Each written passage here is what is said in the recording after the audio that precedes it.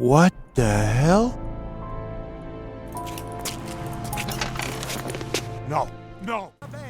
Hello, my name is Stephen James with Intense Gaming TV. Mafia 2 was released back in August with its first downloadable content releasing shortly after. Because of the price tag and the game being extremely short, the actual game didn't fare the best. The DLC, on the other hand, was pretty decent, but again, with the length and the price of the main game, I felt it should have been part of the original. That, or they could have skipped Jimmy's Vendetta and made the main game better. Just recently, on November 22nd, a second Mafia 2 downloadable content was released under the title Joe's Adventures. Let's see how it fares to the main game and its DLC brethren. The DLC adds 24 missions to the table.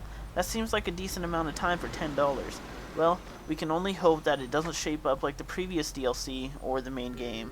The story, as the title states, is about your good old buddy Joe, who in the end of the main game was seen leaving with people you really don't want to leave with. As Joe, your main goal is to find out who got your buddy Vito thrown in prison. You then do a mission that leads you up to having to leave town due to a mark that gets painted on your head. The game starts out the day Vito went to jail, but after a few missions you are thrown 5 years into the future. It's a whole different world, much like what happened while you were in prison in the main game. The biggest part that developers seem to struggle with is creating a true add-on. DLC must contain decent gameplay that goes with the main game.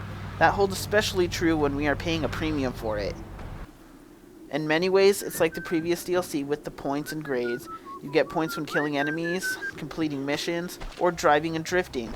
You do not get points for killing civilians or cops. This is exactly like Jimmy's Vendetta. Some more similarities between the DLCs is the mission setup, which gives you a bunch of missions at once and you get to pick and choose the ones that you want to do, but they all kind of mesh with the same story. On medium difficulty, this DLC is harder than the previous. It took much more time to complete some missions than comparable ones in Jimmy's Vendetta. There is a new part of Empire Bay in which you haven't seen before in other portions. It was nice to see some new scenery and travel some new roads. Other than that, there was not a whole lot changed. You still got access to the DLC packs that you can purchase on Steam for $3 now, and everything else remained unchanged. The mechanics still felt responsive and good, as well as the driving felt real. The downside to the gameplay is the same as before. You drive everywhere and way too much. I was hoping we'd get to park the car for a minute or two, but that isn't the case. Yes, some missions you don't drive for that main mission, but that is how every mission begins and every mission ends. The graphics were not improved at all since Mafia 2 or the first DLC was released, but that isn't to be expected. They are on par with most graphics today, but nothing to call home about. They look good in some spots while they look bad in others. One thing I noticed in this DLC that I didn't notice in the main game or previous DLC was the pop-up bushes. I noticed in some sections of the city, mainly around the outskirts, bushes, cars, and people wouldn't show up until they were in your way.